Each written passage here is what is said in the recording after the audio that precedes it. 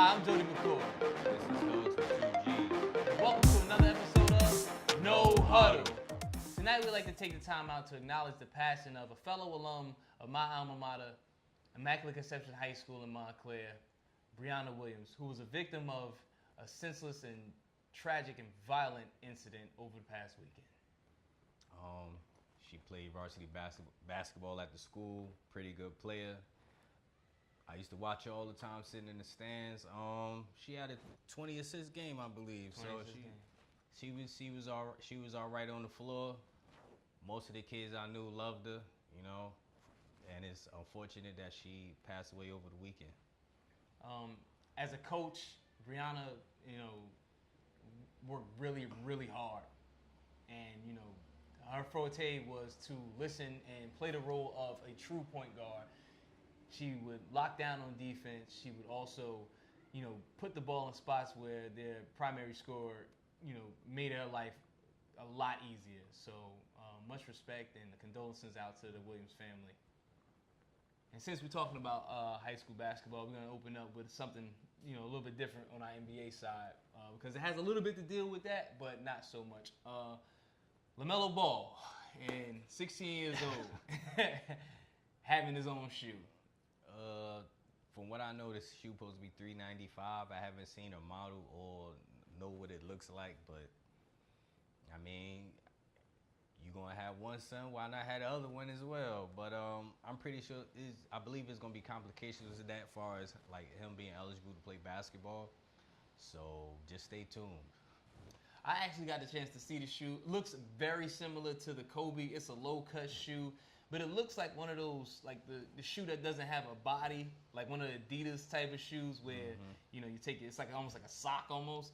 I'm not really a big fan of those types of shoes. It's probably not, but that's just what it looks like.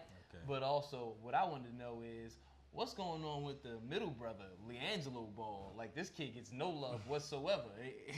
Well, he at UCLA now, so I'm pretty sure they got restrictions on certain stuff he can and cannot do. So I'm pretty sure maybe if he makes that jump to the league like his father's saying, we'll probably see a shoe from him as well. But probably won't be too much or nothing for him this year. Now, we're talking LaMelo Ball, the youngest brother. Mm-hmm. He's going to actually be restricted from competing in NCAA ball, and how is that gonna affect LeVar's plan for his sons? That guy, I'm pretty sure he got a plan B, C, D. So I don't think it's gonna affect it too much. But there's always other options. Kids always go overseas.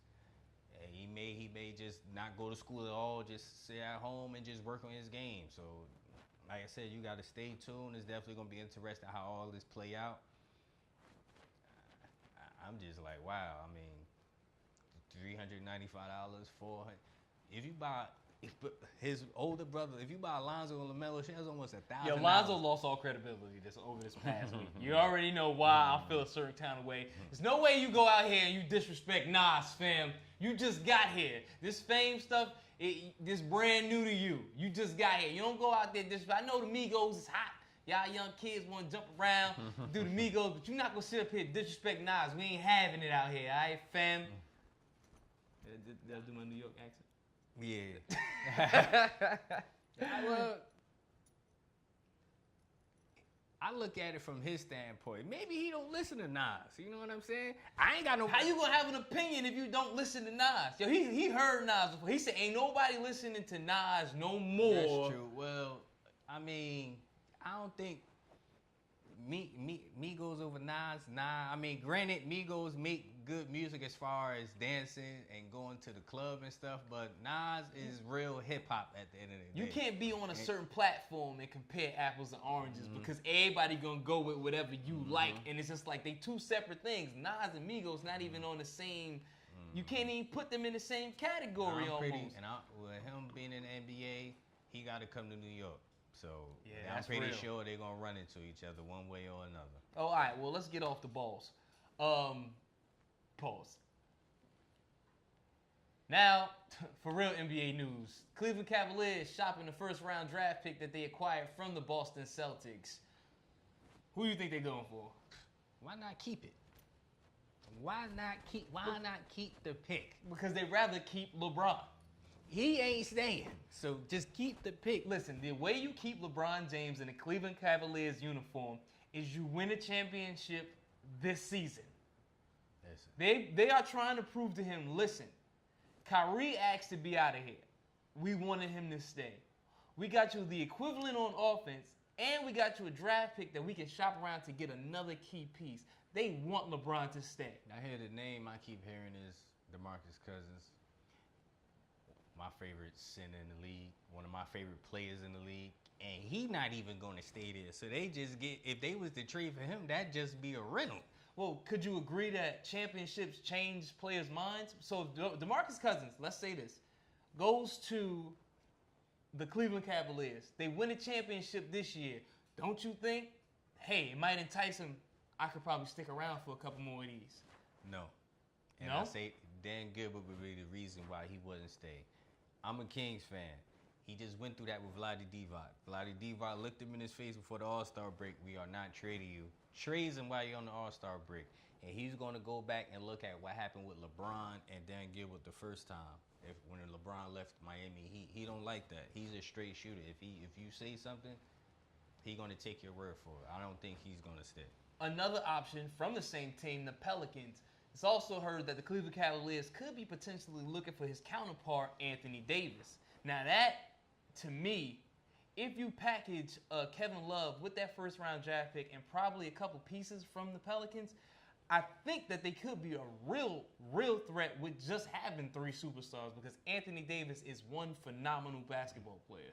Yeah, he is. Only knack with him, he has a hard time staying healthy, but he's definitely one of the top young big men in the league. He could do everything, shoot, rebound, block shots, put the ball on the floor, anything you could name. But the asking price is going to be, I don't even think Boston can acquire. That's the type of asking price they want Look, from him. man, you know where I want him to go. I want him to trade that draft pick to the Knicks. Y'all can have Melo. Give me Bagley. I'm good. I'm good, baby. I'm trying to get the ring. All our viewers, man, tell them about Michael Porter. He keep talking about Marvin Bagley. Michael Porter. I guess, man, we'll see y'all 2018 after the Warriors win another ring.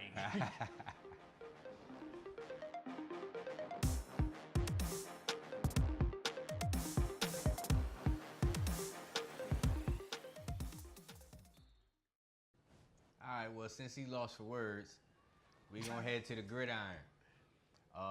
Andrew Luck is out for week 1. They don't have no timetable for his return. Or no quarterback to replace him. And that would have came out sharp. They play the Rams week 1. And they also have a problem of their own because their defensive tackle haven't reported neither. So Aaron Donald still ain't get his money. he holding out, man. And they like, listen, we don't mind taking it into the season.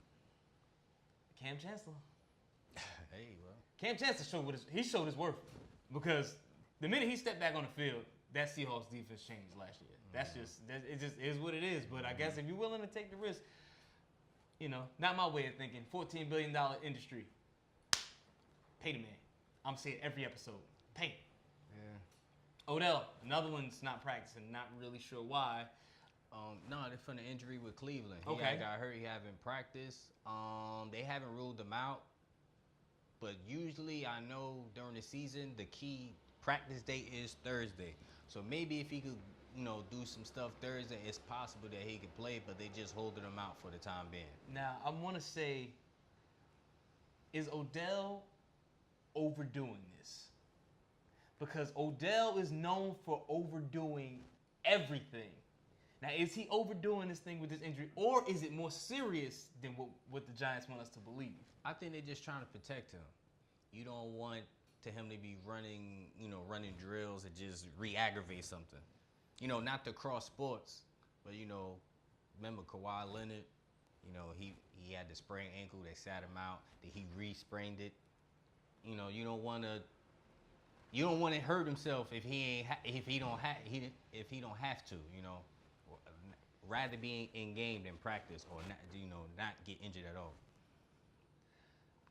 I can't honestly argue that, but I just feel like maybe that injury is either more serious than we know, or Odell is out there on a boat somewhere and just having the time of his life all over again. He playing against the Cowboys. He gonna get paid because of the Cowboys. All his best catches are on the Dallas Cowboys. You don't think he want to get out there? They corners are terrible.